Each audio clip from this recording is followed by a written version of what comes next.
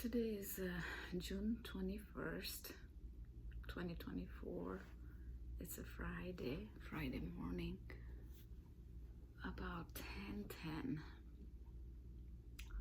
This is the morning video that I usually make every morning, and I'm grateful that I have the mindset and courage and energy and whatever else that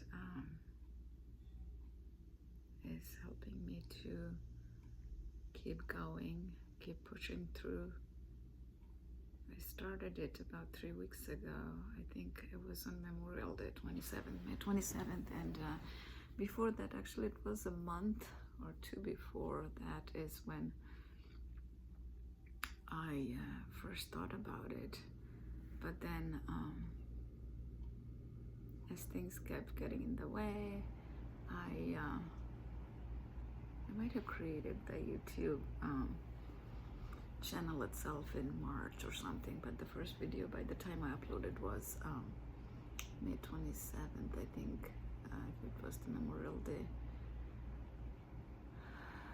And I'm so grateful because these videos are helping me to stay on course. And very recently, in the last couple of days, there were some folks who commented. It was really helpful, great encouragement, and also some folks subscribed. When I created the channel, I didn't really think or know if anybody would be coming and cheering me on or anything, but I just wanted to just track my progress also, so that I don't give up in this mindfulness practice. And I'm so grateful. I'm so grateful for their support. And I think we as human beings, we crave for connections, for good and for when we are going through challenging emotions, both. Because I think in Dale Carnegie book, they say that when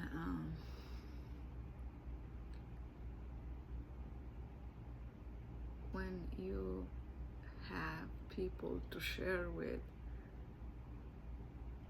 whatever the emotion is, if it's happy emotion, then also it helps. If it's sad emotion, then also it helps. It says it doubles the joy and half the sorrow when you're sharing it with somebody. Because when you're happy, you are celebrating with other people, so the happiness goes far beyond than otherwise if you will be celebrating by yourself. And same thing when you are going through tough times in life, it is helpful to be able to talk to somebody and be able to share it with somebody. And sometimes people who are even somebody that you don't know, they can even make a big difference, right? Because we are all human beings. The connection and the bond that we share as fellow human being on this art school, I think that's a term. It was one of the YouTube videos from Wayne Dyer or somebody, I think. So this art school, I really like that term. The connection that we fellow human beings share with each other goes far beyond this space and time. So speaking of that, today I'm using this coffee mug. It's called This Is My Happy Place. And I bought this cup from a dollar store a few weeks ago. I was there, and there were a few coffee mugs that had good write-up, and I really like coffee mugs with inspiring write-ups. So this coffee mug actually reminds me of the thing that we learned from Buddhism, and I'm looking here because I was kind of reading these two books a little bit. One is called The Miracle of Mindfulness, Thich Nhat Hanh, and the other is The Sun, My Heart. They say this is the sequel. This is the first one. The purple one is the first one, the miracle one, and The Sun, My Heart is the second one. Anyway, so in Buddhism, they say that how, even in Hinduism, how our life is all interconnected.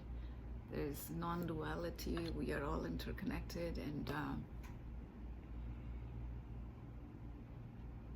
how life after life we go through, and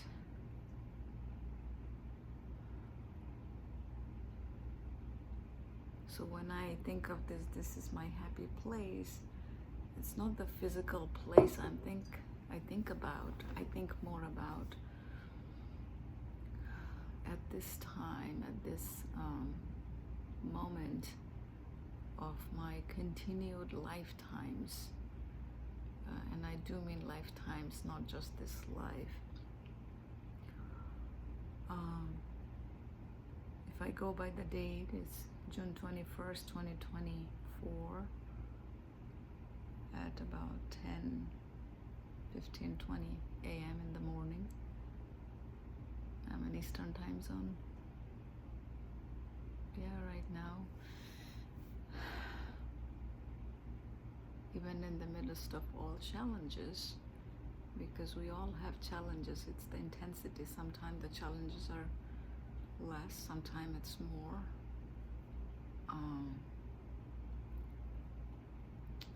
But there are these moments where we can be grateful for just being able to sit down and being able to breathe, fresh air, feel the connection to where we are sitting, and the constants in our life, the Mother Earth, the sun, blue sky, tree, and the nature. Yesterday I went for a nature walk. That really did help, and that was based on a comment actually a couple days ago. Somebody commented, and that really helped me to go out in the nature to walk, because yesterday I couldn't go to the gym. I'm not sure if I can go to the gym today, but after making this video I'll be heading out for a doctor's appointment. This time it's for myself, not for my daughter, because many of the doctor's appointments are lately for her. But before that I wanted to make sure that I make the video.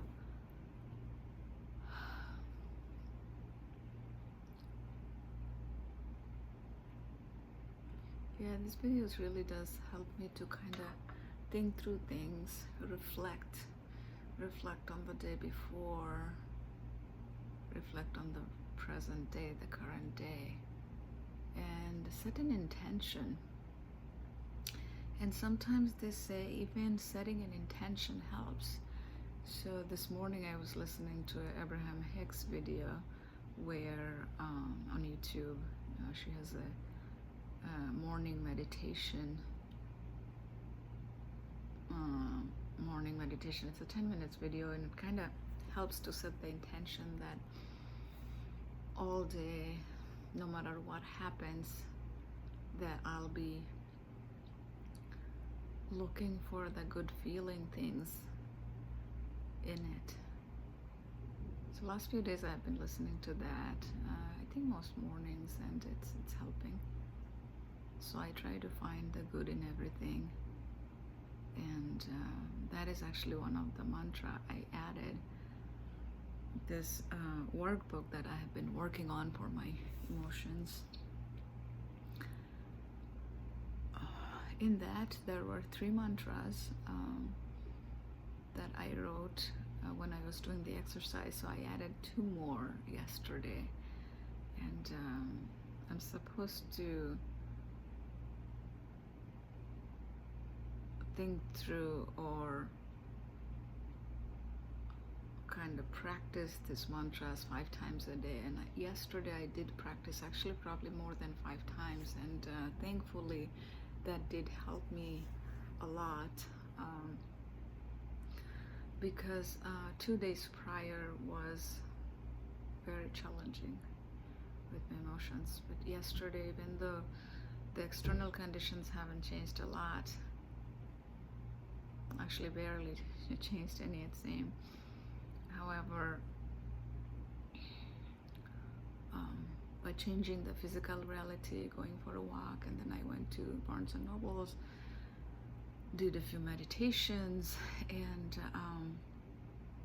worked on the workbook, all of that produced some good emotions. And that's where I think they say that peace comes from within. You can't find it outside, so you have to figure out ways how to cultivate peace. And even though it's hard, that's the only way. That's the only way. Because from outside, when we try to find peace and joy,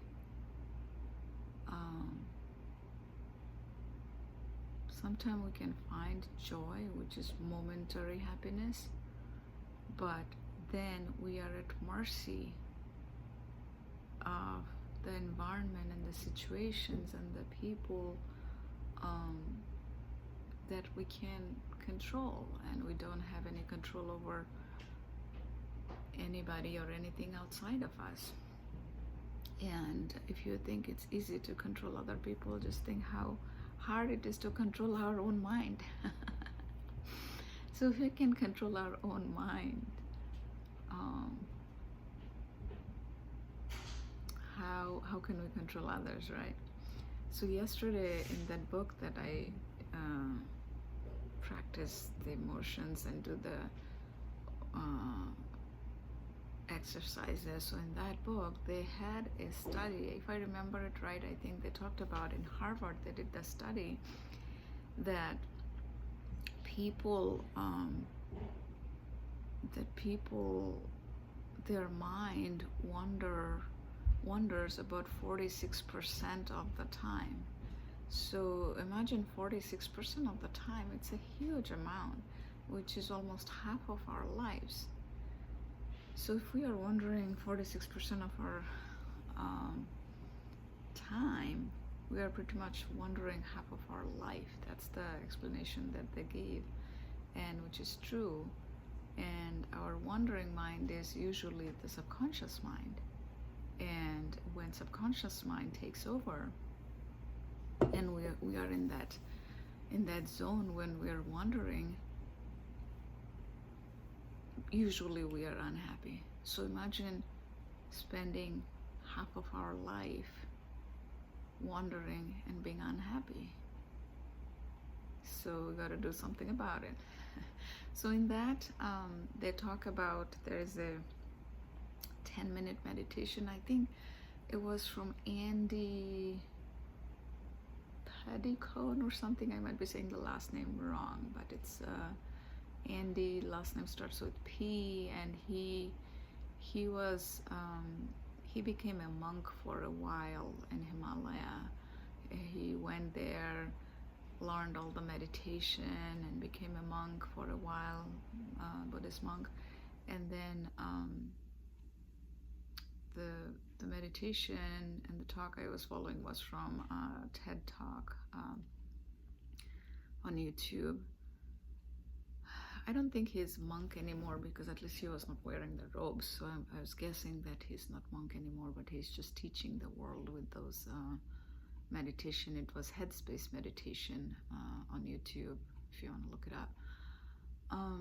Yeah, those were really, really helpful yesterday. In fact, when I was doing those meditation, I was not even home or in a quiet space or anything. I was at Barnes and Noble's, and I had my headphone on, and there were many people. There's this sitting area. They have a Starbucks there, so you can just sit down, drink coffee or something, read a book, or do something on your computer. So I was there, and I was doing the meditation, and later on I was doing things on my workbook. So that really helped. So yeah, because our mind tends to go places. And this morning when I was reading this book, The Sun, My Heart, I actually started it last night. So Alice, my daughter, and she's 8 years old, so she likes Thich Nhat Hanh books quite a bit. So last night I started reading this book, and she fell asleep. It was nice. She was kind of tired, so within just a few pages of reading the book, she fell asleep. And so after that, this morning I was reading a little more as I was eating my breakfast. I had coffee and some energy squares that I make at home, like healthy energy squares with some almond flour, oatmeal, oat flour. I kind of make flour out of that, but anyway, energy square, and then coffee. I actually poured a second cup of coffee. Generally I don't drink a second cup, but today I thought, why not? Probably I won't get hooked into a second cup of coffee because I want to keep it at one. Coming back to the Thich Nhat Hanh book.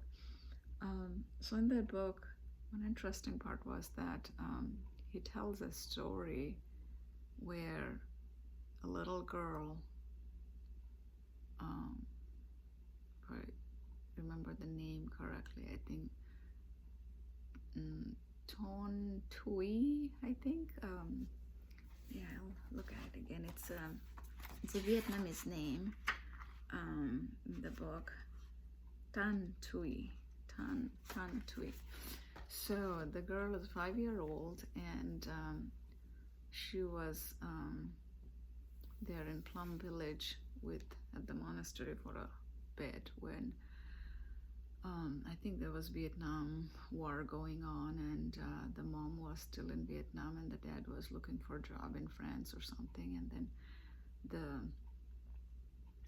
little kid was there at the monastery, and she would go to sleep in the evening when Thich Nhat Hanh would start meditating. So in that quietness, she'd go to sleep. And there was this interesting thing about apple juice. And Thich Nhat Hanh's book, if you have never read any book you pick up, they're the simplest concept ever related to mindfulness, Buddhism, or how to ground ourselves in technological world. Because I worked in tech for 20 years, not working for last 6-7 months, and hopefully I'll get back at sometime when all this challenging situation settles down a little bit. Anyway, how Steve Jobs makes the thing really simple, how he made like a one button Apple iPhone thing. Thich Nhat Hanh's writing is like that. If you think meditation is challenging and how to concentrate, these are challenging. Thich Nhat Hanh books are really simple. Even my 8-year-old daughter, she understands most of it.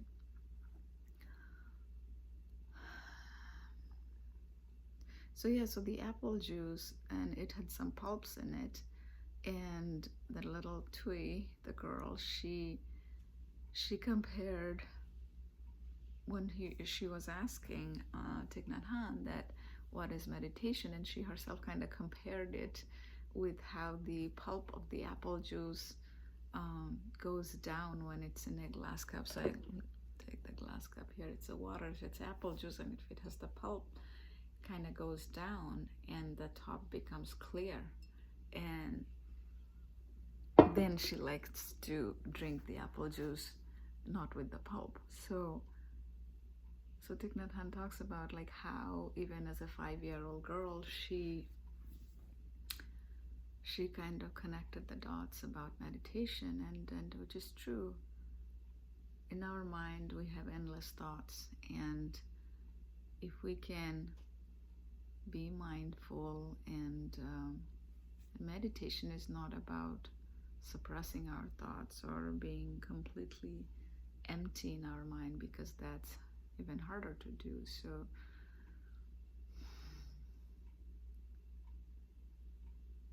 the way is to, I think in one quote, I don't remember who wrote that, at least what resonated with me is keep your mind with front door and back door open, so when a thought comes from the front door, it doesn't get stuck in your house of mind. It kind of goes, because the door is open, it kind of goes out.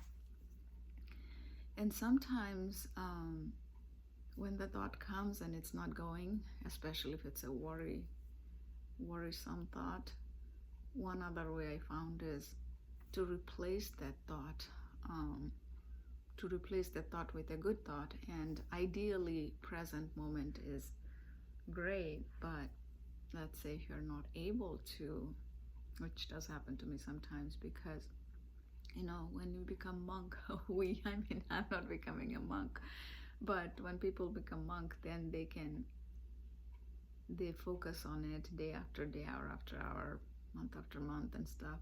And then it becomes, because practice makes things perfect and they can do it, but we as normal human being with day-to-day things,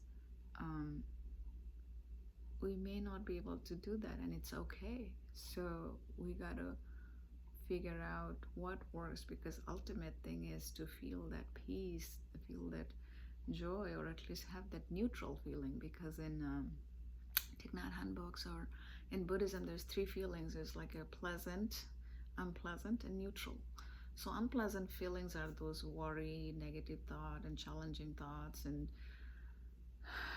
jealousy, hatred, all those kind of emotions. So sometimes it might be harder to get out of that worrisome thought and get directly to that happy thought. But if we can focus on the present moment or think some good memories from the past, it can even get us to that neutral feeling. And more we practice that, our mind will get there faster. And that is the practice of mindfulness, because we are watching our thought. Because changing any thought, the first thing is about observing it, watching it, because if we don't know we have that thought, we can't change it. So a few days ago, and sometimes we get so absorbed in that concept, and we kind of unknowingly we put a blinders on. So I think as I was practicing the mindfulness, which is great, and I'm still doing it, I forgot a little bit about law of attraction. And in my recent videos, I talk about that I'll be focusing a little more on the law of attraction. And as I do mindfulness, I have a few books coming today. One is from Napoleon Hill, Think and Grow Rich, and another is Joseph Murphy, I think How to Control Your Subconscious Mind, something like that, the name of the book is. And I think it's called The Power of Your Subconscious Mind. And the third book is Louise Hay, You Can Heal Your Life. You Can Heal Your Life, yeah.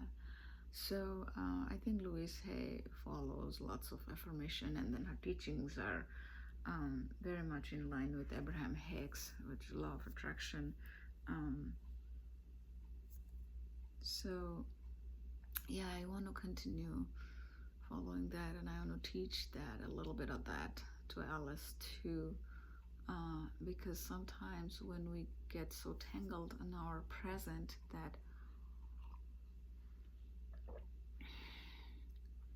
we forget that we can pull ourselves out of that, the challenging things. It's possible.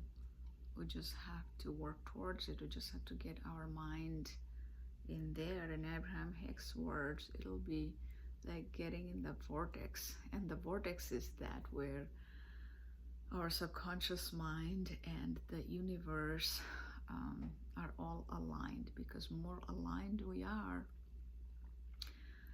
able to manifest the things we are looking for. Because what happens is the manifestation is happening in either case, we want it or not. So what ends up happening is when we consciously don't attract the good,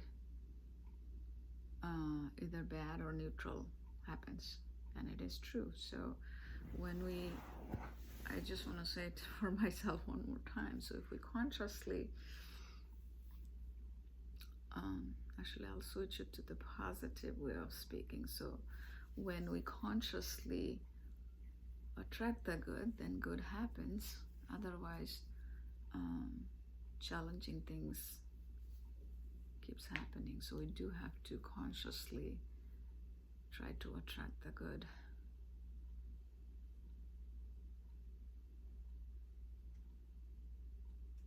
Yeah, I was just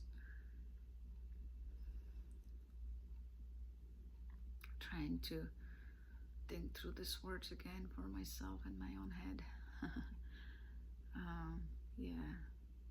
Yeah, so in this book, The Sun, My Heart, I saw that Thich Nhat Hanh mentions in one section that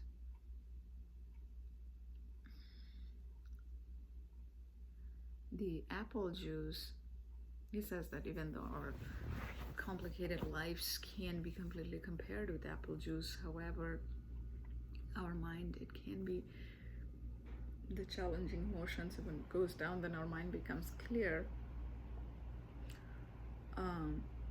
Excuse me. However, the pulp, when it goes down, it works with the law like the gravity. And it made me think of, and he says that for our mind, unfortunately, there are no law like that. But in some way, I figured that our mind does work almost like the gravity. And when you think of the aeroplane taking off, or the rocket that goes in the outer space, because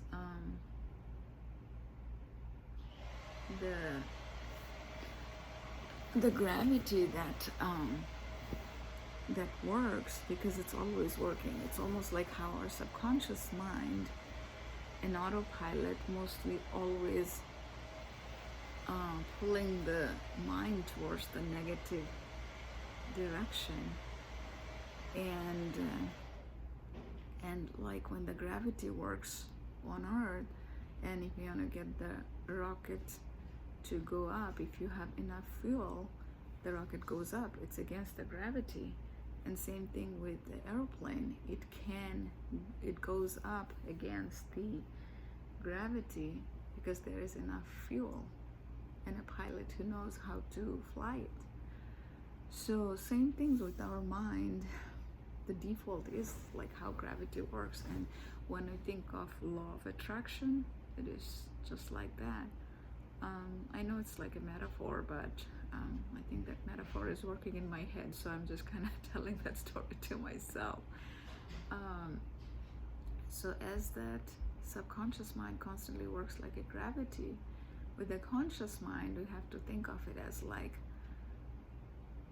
the rocket, the airplane that needs to take off, and we need to make sure that there is always enough fuel, because when it runs out of fuel, that's when it tends to go down. And the fuels are the bucket filler things, like if you go have a fun day, they're outside or doing something, you can even have, like, just by drinking some coffee in the morning, or whatever creates joy for you. If it's you're hanging out with a group of friends, you're having a fun day with your family, going for a trip, whatever that may be, those are the things you got to keep doing, because then our mind goes to that place where it can take off in a good direction like a rocket. Or else the gravity is always working, because subconscious mind is about 95%, and that is crazy to think, but that's how it is. And only 5% that we have control over. But one of the interesting thing is, I think in the book that I'm getting, it's called Think and Grow Rich from Napoleon Hill. That book, when he says rich, it's not necessarily just money rich, it's also about the things that you want. If you want inner peace, it's about how to cultivate inner peace and what makes you happy. That's how I look at it. It's a very popular book. A lot of famous people, they also have read that book many times. It's a 100-year-old book, but the laws still apply. So in that, there's a chapter called Auto-Suggestion. I have listened to the book actually several times back in 2018 when I was having some challenging times, and it was really, really helpful. So that's why I got this book. And these days I tend to connect with paper books more instead of audiobooks for some reason, and maybe because it's easy to refer to, so I can go back and look at that particular section or something.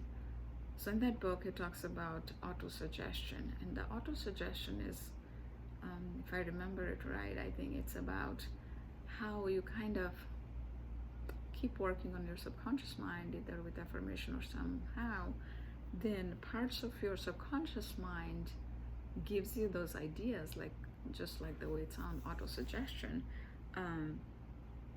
Then you kind of get your subconscious to work for you, and that is when it becomes a little easier, because if you are always working to influence your subconscious mind with that, if you're trying to control that 95% with that 5%, it'll get exhausting. But then there are ways how you can make this 95% work for you if you try to change that 95%. And the subconscious is where our body is tied with a lot. So, and this is where, when we experience things differently with our body, and it helps with our mind, because we are trying to change the subconscious by doing something different. Like the example was yesterday when I went out for a walk, that helped with changing my mind, and then I went to Barnes and Nobles and all of that. And because our mind and body is connected like this, so if the mind is trying to feel better and the body is like, no, I don't want to, or the other way, the other body is like, okay, I'm going to do something to feel better, and the mind is like, I don't want to, it doesn't. But then if both are feeling bad, they're not in sync. So if one comes to give a hand to the other, it gets closer.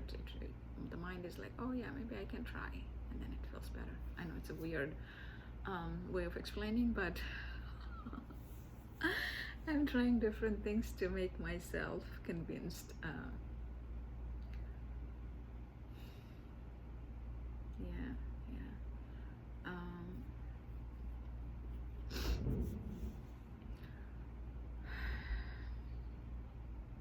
Yeah, it's a long video, I know, but today I just thought, I'll finish the coffee and probably read a little more book of the Sun, My Heart. And I actually, for my doctor's appointment, I do have to get out in the next 20 minutes or so. I may try to go to the Buddha temple today if I have time. I'm not sure if I can or not. That is very peaceful if I go there. Whenever I go there, the temples, and if you go to churches, wherever you go, I think they have a positive energy there. Just by being there can make you feel peaceful. Again, anything that we all connect to, universe, God. Some people don't believe in God. That is also okay. Anything that makes people happy and peaceful is ultimately what matters. This life is so short. Sometimes when different people have different belief systems, we could have a little hard time digesting.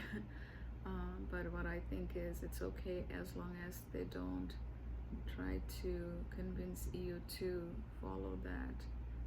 It is okay, because a lot of our strong belief system, especially I think with spirituality, gets built from when we grow up, and those are very hard to change unless you change yourself for some reason.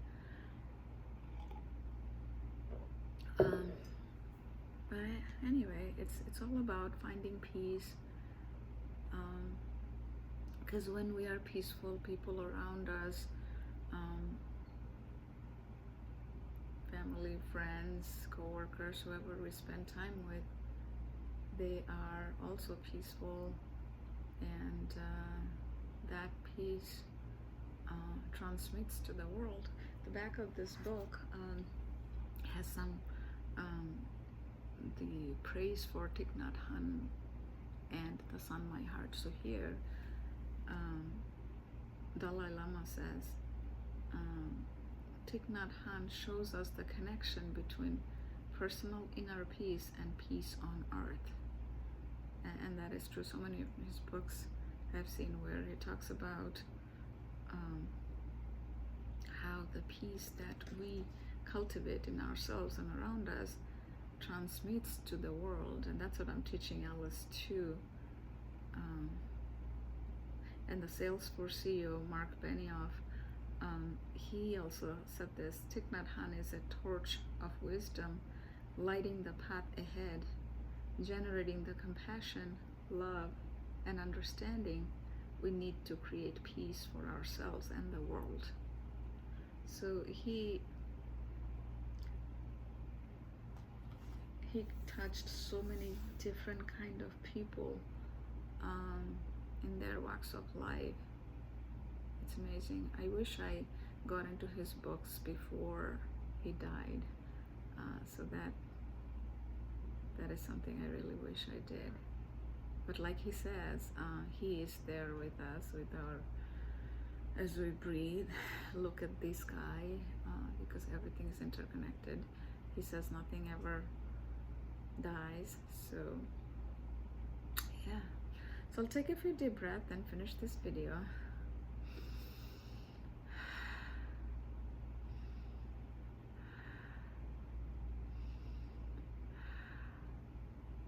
Okay, have a wonderful day, and I hope my day also turns out good. Thank you. Bye.